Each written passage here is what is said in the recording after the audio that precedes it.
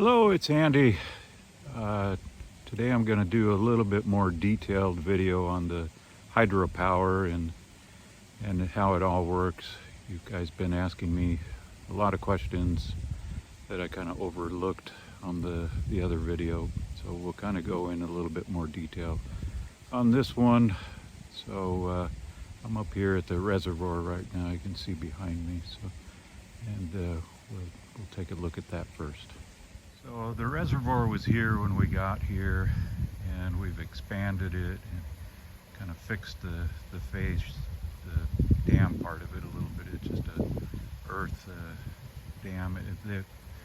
This is an old cannery that they put here in the 1920s, and so they needed water. So they put this reservoir in, and we had to update it a little bit, but it does leak through the dam, so we can't hold all the water that it actually provides. And when it rains, it actually just ends up going over this spillway here too. So it's I could probably put the hydro up a little bit higher and get more power, but during the winter time, I kind of like it where it is down here, because the inlet is right out there, and so it would be, if this thing gets ice on it, so it's under the ice. And so far I've never had any problem with getting leaves in the hydro, in the nozzles or anything like that. I don't have any filters or anything like that. There's just a standpipe that's under the water that's probably 2 feet off the bottom, and it's kind of shaped so nothing can kind of actually go in there. So that's the inlet there. And I think people were asking about the spillway here. So we do clean it out eventually, and then I've got there's boards that we have to pull out, and it's kind of a procedure the way it is made. You have to kind of get in there and pull the 2x12s out one by one instead of having a regular gate. So it does leak around the boards and stuff, but it seems to be plenty of water for what I need. So the spillway kind of goes down here. So a lot of you guys, the question too was, why don't you put a wheel up here? And the reason I don't think that's quite a good idea is that it's quite the distance to run the wire all the way over to where the batteries are, and I think the voltage loss would be quite a bit.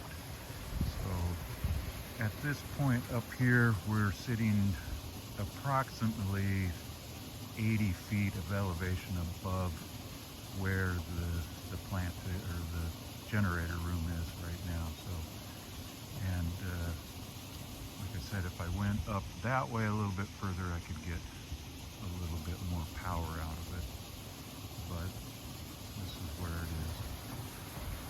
So, and the length of the pipe, when we put the pipe in, actually the pipe goes there and then through the spillway and then down there and then down the little trail that we put. And it's buried, the pipe is buried as deep as I could get it. Kodiak Island is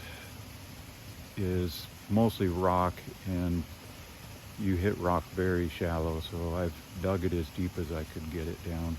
It's a 3-inch PVC pipe. We put it in just for domestic water. I didn't really ever plan on hooking a hydropower up to it, but I figured I could take 30 gallons a minute out of it and still have enough water for the other buildings and stuff. So I could up my water and maybe get more power out of the hydro, but I don't know if I would have any pressure in my houses. And the pipe also, it makes all kinds of turns and bends, and that adds friction, and you probably could get more power with that. I think there's about 1,000 feet of pipe to get from here to the turbine, so it is quite the distance. So there is all kinds of different things I can do to make it more efficient, but I'm just kind of using what I have right now. To make it better, I'd have to put a new water line up and try to make it more direct, and so yeah, there's all kinds of things I can do. So all right, we'll go down to the generator room and check that out. As I was heading down to the generator room, I ran into these two guys hanging out. A couple little fawns. One there and one right there. Kind of neat having deer in the yard here. Okay, here we are at the generator room. So I just on the outside here wanted to show you the inlet, but also this place is an old cannery, and there's a lot of resources here, lots of metal and pipes and stuff that was just left here when we bought the place.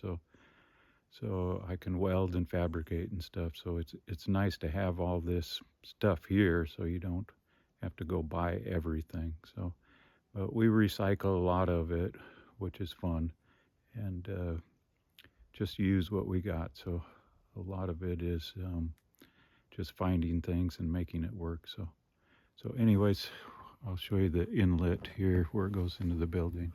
So over here, there's two, they're buried. So there's these two hatches. And like I said, we use whatever. There's an old flywheel. So down in here is the valve, so it goes into the building, so I can turn it on and off and drain it right here if I need to. If it gets really cold, yeah, we can turn it off right there and turn the other little valve, and then drain it all back, so then it stays under the ground here. So it goes in here. We built this little thing here because it kind of comes up and then through the wall there, and then this is the outlet. And like I said, using stuff that we have, this rubber whatever they were using for the cannery for doing something with fish, I guess. So we found that and connected a couple of them together and buried it over to where the outlet is, and here it's actually a different kind of pipe, so we've hooked them together and just kind of using whatever we have around, but it works fine. Works great. So the other thing I was going to say, so putting all that excavator, we have a mini excavator, so put that water line in with the excavator and that trail up there. So, and then digging the ditch underneath me right here was put in with the excavator too. So all right, we'll go into the generator room and we'll take a look at that. Okay, here we are in the generator room. So you guys were asking about how I keep this thing from freezing. So when you saw it before, I didn't have this insulated box around it. Like I said before, we're just using stuff that we have around. There was some walk-in cooler freezers that were here, and these were the panels that I actually took out of another building. So these are so it keeps it pretty warm in here. I do have heat lamps in there. They're not quite heat lamps. They're like the ones used for lizards, so they just create heat. They're not really a light bulb. I'll show you those here in a second. And I do have a thermometer here too that goes in there, and it's kind of amazing that the windings or the water wheel itself actually keeps itself warm by the friction of it just going around and around. So it does create a little bit of heat itself.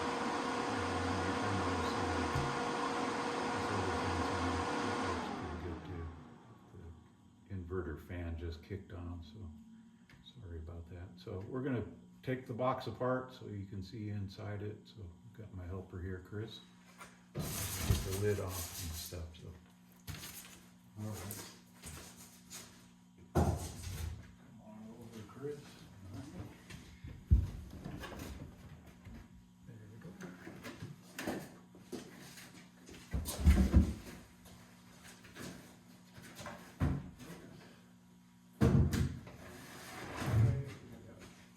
One screw to take out here.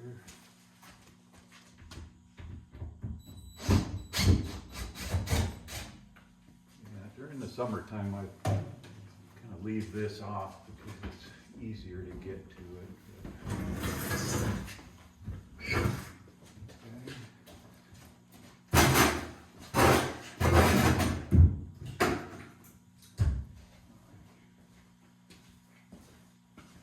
All right, so this is what you guys saw before. So yeah, you can see.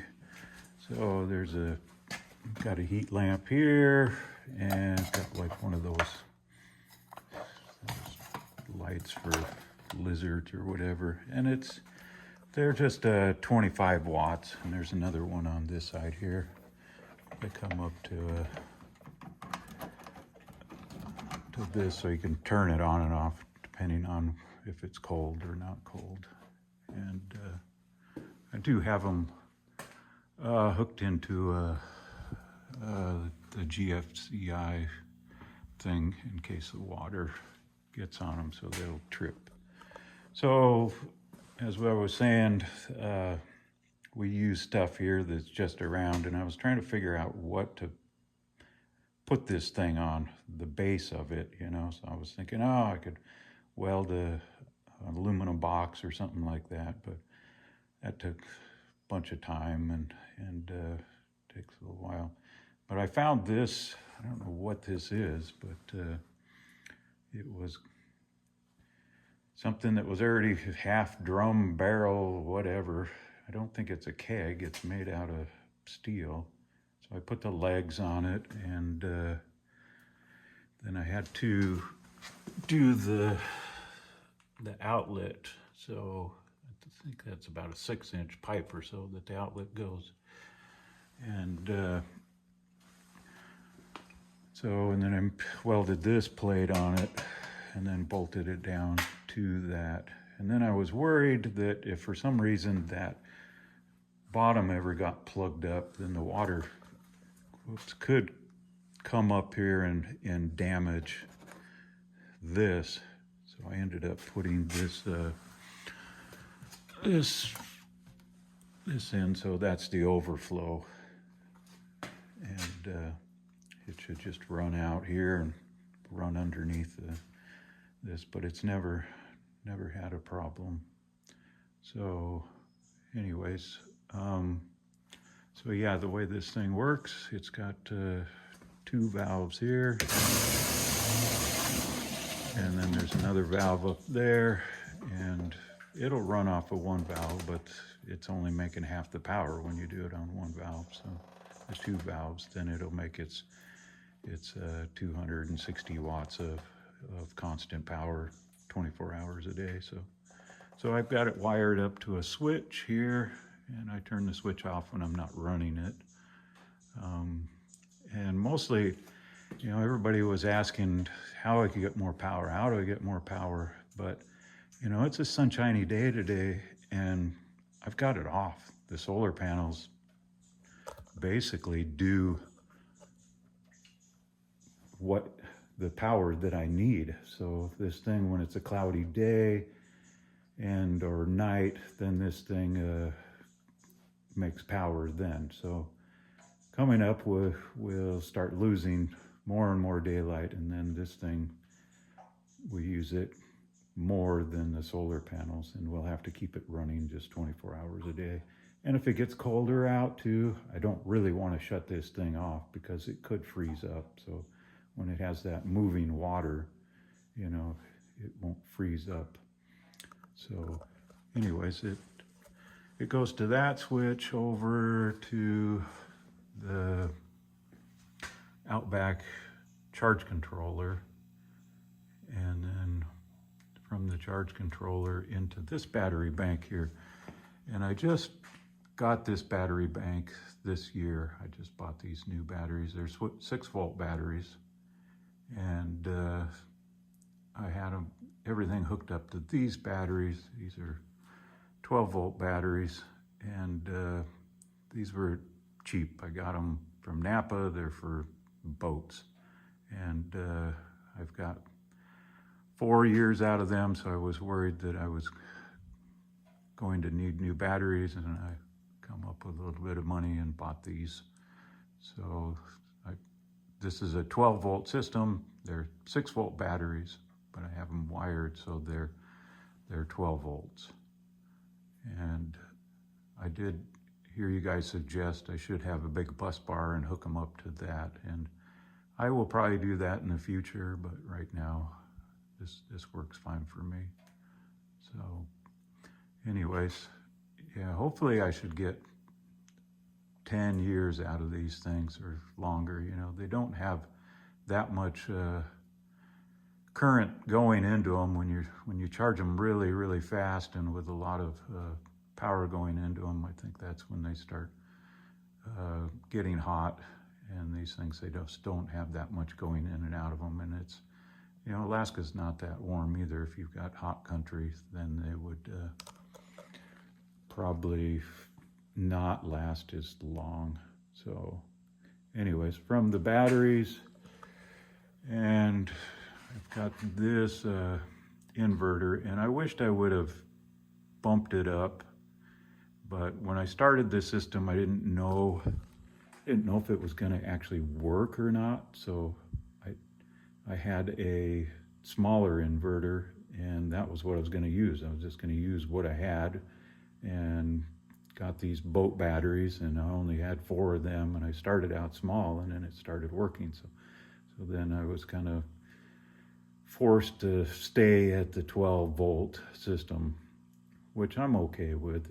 It seems like it's a little bit safer than handling the more voltage and stuff, so, which can be a little bit scarier. So, but I guess if this inverter dies, then maybe I can bump it up to a 24-volt system and get a little bit more power out of it. So that's why the system I have here. The other thing you guys were asking, so when the generator goes on, when I turn one of the generators on over here, it actually turns the inverter into a battery charger, and then it just kind of flows through the inverter and then goes to the houses, which is really nice, you know. So, and then automatically when the generator goes off, it goes right to inverter power, so it's all automatic, which is neat.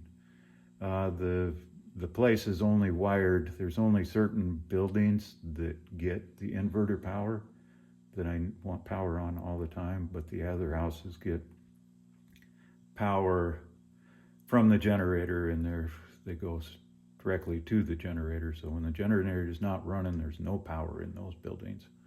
So anyways, I can we'll go out and kind of show you the buildings a little bit, how much is here, and then that should be it. Okay, we'll go outside. So the houses that have constant inverter power is the one up there on the hill, and the one down here. I use that other battery bank for that, but it mostly just generator power. The other house has got constant power. You can kind of see it. It's that one right there, and that's the caretaker's house. And the shop does have which is this one right here. It does have a few lights in it, but most everything else is just on generator power. So that's the updated version of the water power, and how we make our own power. So yeah, thanks for watching, and I thank you guys all for subscribing. All right, till the next one.